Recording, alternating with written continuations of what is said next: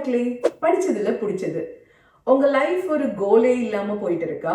இல்ல நிறைய கோல் இருக்கு, எதை எப்போ ஸ்டார்ட் பண்றது, எப்படி பண்றது அப்படின்னு தெரியாம முடிச்சிட்டு இருக்கீங்களா?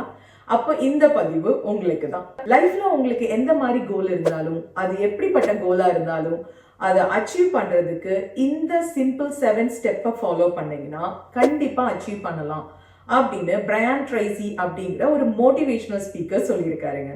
அவர் சொன்ன இந்த சிம்பிள் 7 ஸ்டெப் என்ன அப்படின்னு பார்க்கலாமா? ஸ்டெப் 1, உங்களோட கோல் என்ன அப்படின்னு நீங்க டிசைட் பண்ணணும். நமக்கு நிறைய கோல்ஸ் இருக்கும். எது ஃபர்ஸ்ட் பண்ணணும், எது அப்புறம் வேணும், அந்த மாதிரி தெரியாம கன்ஃபியூஸ்டா இருப்போம். இல்ல கோல் என்ன அப்படின்னே தெரியாம கன்ஃபியூஸ்டா இருப்போம். அதனால ஸ்டெப் 1 என்னன்னா, உங்களுக்கு என்ன வேணும், உங்களோட கோல் என்ன அப்படிங்கறத நீங்க ஐடென்டிஃபை பண்ணணும். அதுக்கு ஒரு பிளெயினா இந்த மாதிரி கிளியரான ஒரு பேப்பர் எடுத்துக்கோங்க. கிளியரான பேப்பர். நான் எதுக்கு ஸ்ட்ரெஸ் பண்ணி சொல்றேன்னா, நிறைய பேர் பேப்பர் எடுத்துக்கோங்க அப்படின்னு சொன்னோடனே பக்கத்துல ஏதாச்சும் இருக்கான்னு பார்ப்பாங்க. நியூஸ் பேப்பர் இருந்துச்சுன்னா அதோட சைட்ல மேல இந்த மாதிரிலாம் எழுதி வைப்பாங்க. இன்னும் சில பேர் என்ன பண்ணுவாங்கன்னா, ஒரு printed paper, one side print ஆயிருக்கும், இன்னொரு சைடு ஓகே இது எதுக்கு வேஸ்ட் பண்ணணும் அப்படின்னு சொல்லிட்டு அதுல எழுதுவாங்க. தயவு செஞ்சு அந்த மாதிரி எதுவும் பண்ணிடாதீங்க. கிளியரா ஒரு நீட்டா ஒரு பேப்பர் எடுங்க. ஏன்னா நம்ம கோலை நம்மளே மதிக்கலைன்னா வேற யாரும் மதிப்பா? ஸோ ஃபர்ஸ்ட் ஸ்டெப்பை டெடிகேட்டடா பண்ணுங்க. ஒரு பேப்பர் எடுத்துட்டு ஹெட்டிங்ல கோல்ஸ்ன்னு எழுதிக்கங்க. அதுக்கப்புறம் எப்போ நீங்க அதை எழுத போறீங்களோ அந்த டேட் போட்டுக்கோங்க. போட்டுட்டு உங்களுக்கு என்ன இந்த வரப்போற 12 மந்த்ஸ்ல இல்லைன்னா இந்த 12 மந்த்ஸுக்குள்ள நீங்க என்னெல்லாம் அச்சீவ் பண்ணணும் அப்படின்னு நினைக்கிறீங்களோ அது ஒரு 10 கோல் வந்து எழுதிக்கங்க. நம்பர் போட்டு ஒரு 10 கோல் எழுதிக்கங்க. அது முக்கியமா அதை நீங்க எப்படி எழுதணும்னா ப்ரெசன்ட் டென்ஸ்ல எழுதணும்.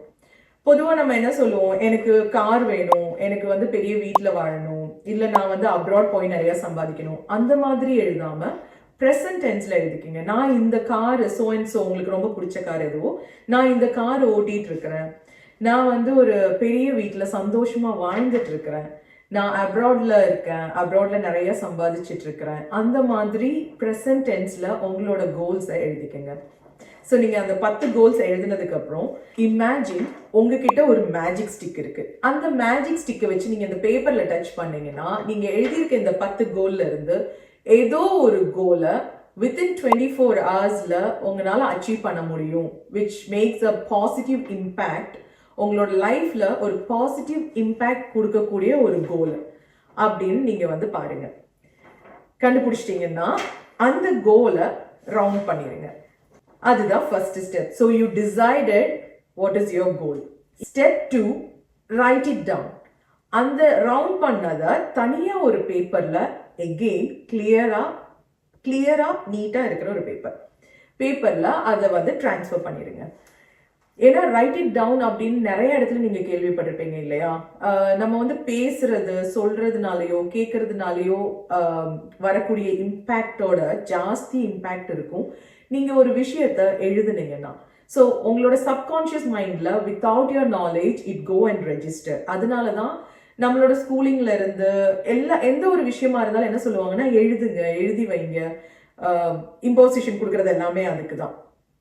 So step 2, write it down. Step 3, set a deadline. அதுக்கு ஒரு டெட்லைன் செட் பண்ணுங்க.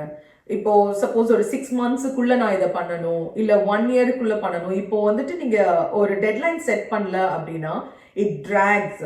ஓகே எப்போ வேணாலும் பண்ணிக்கலாம் அப்படிங்கிற மாதிரி உங்க மைண்டை வந்துட்டு கொண்டுட்டு போயிடும்.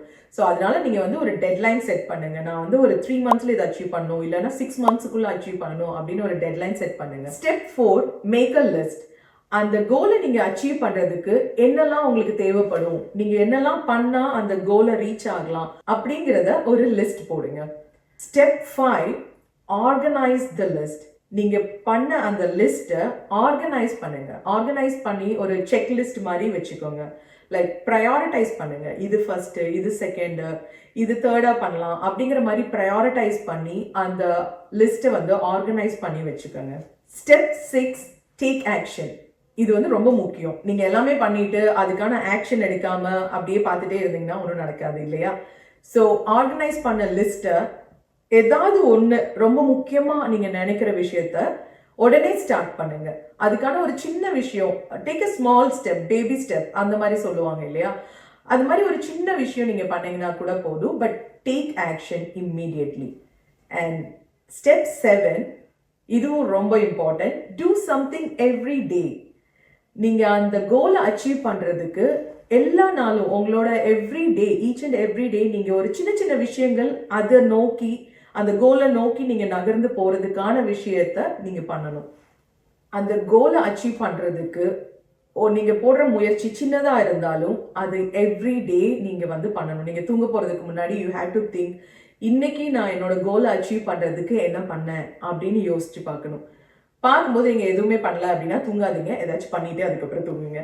ஸோ இதுதான் பிரையன் ட்ரைசி சொன்ன அந்த 7 ஸ்டெப்ஸ். அவர் என்ன சொல்றாருன்னா, இதை நீங்க பண்ணீங்கன்னா உங்க கோலை நீங்க அச்சீவ் பண்றத யாராலையுமே தடுக்க முடியாது அப்படின்னு சொல்லியிருக்காரு. இந்த வீடியோ உங்களுக்கு பிடிச்சிருக்குன்னு நம்புறேன். ஸோ மறக்காம லைக் பண்ணுங்க.